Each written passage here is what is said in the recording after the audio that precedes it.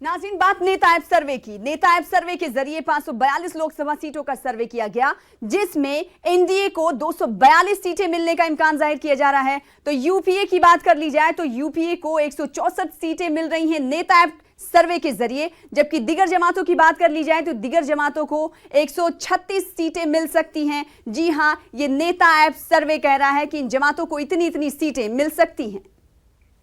आम इंतखाबात के नताइज का बाकायदा ऐलान 23 मई को होगा। इससे कबल मुख्तलिफ एग्जिट पोल से जिस तरह बीजेपी की क़यादत में एनडीए की वापसी के इशारे मिल रहे हैं, इससे बाजार का मूड भी मुस्बत है। आज कारोबार की शुरुआत मुस्बत नोट पर हुई है। सेंसेक्स 888 पॉइंट की बेहतरी के साथ खुला और ये 38,819.68 पॉइंट तक जा पहुंचा है। निफ्टी की बात कर ली जाए तो निफ्टी में भी 284 पॉइंट से ज्यादा की बेहतरी कारोबार के आगाज पर ही देखी गई। डॉलर के मुकाबले रुपए की कद्र में भी सुधार नजर आया है।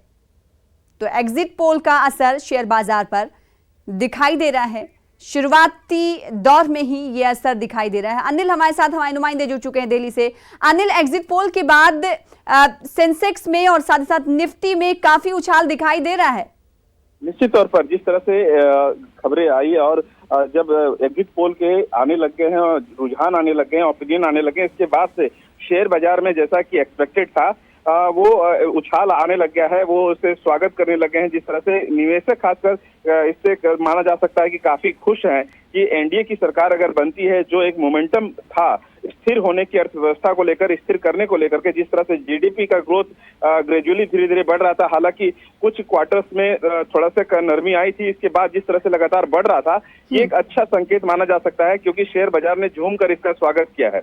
आगे जिस तरह से एनडीए की सरकार बनती दिख रही है, सना, जिस तरह से आपने भी कभी कहा कि निश्चित तौर पर निवेशक खासकर एक भरोसा जगता है जब किसी स्थिर सरकार की जो कंटिन्यू में चल रही हो, जो एक अच्छे संकेत देती हो हर पैमाने पर, तो ऐसे में एक काफी अच्छा संकेत निवेशकों के लिए भी जाता है और ऐसे में वो काफी खुलकर निवेश कर पाते हैं। खासकर सेंसेक्स की बात करें तो इसमें देखा जाए बीएसई सेंसेक्स हो, निफ्टी 50 हो, स्मॉल कैप हो निफ्टी का या फिर मिड कैप, हर एक में देखा जा रहा है कि हरे निशान के साथ कारोबार किया जा रहा है और लगातार जो अंकों का उछाल है वो लगातार बढ़ रहा है। यानी निवेशक लगातार निवेश करते जा रहे हैं, यानी खरीदारी बढ़ रही है, बिकवाली कम हो रही है। ऐसे में ये देखना अच्छा संकेत है कि अगर मोदी सरकार आती है, जिस तरह से एनडीए, जिस तरह से जो रुझान है एग्जिट पोल का, तो निवेशकों का भरोसा इस पर बढ़ता है और वो निवेश करने को लेकर के ज्यादा उत्साहित होते हैं।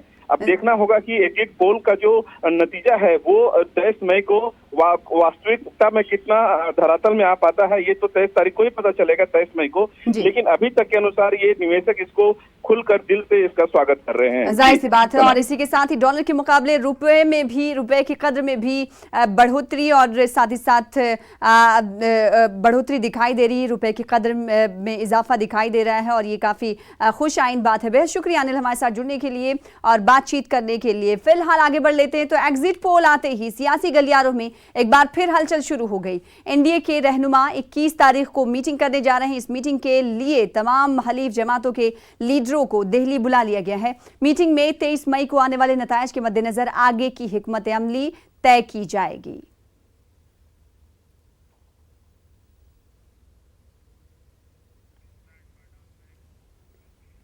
कल लोकसभा इंतखाबात के 7वें और आखिरी मरहले की पोलिंग मुकम्मल हुई। आखिरी मरहले में हिमाचल प्रदेश की 4 सीट पर भी इंतखाबात हुए। इस बार हिमाचल प्रदेश में गुज़िश्ता 42 साल का रिकॉर्ड टूटा। यहां पर 1977 के बाद सबसे ज्यादा पोलिंग फीसद रिकॉर्ड की गई। हिमाचल प्रदेश में इस बार 70% से ज्यादा वोटिंग रिकॉर्ड की गई है।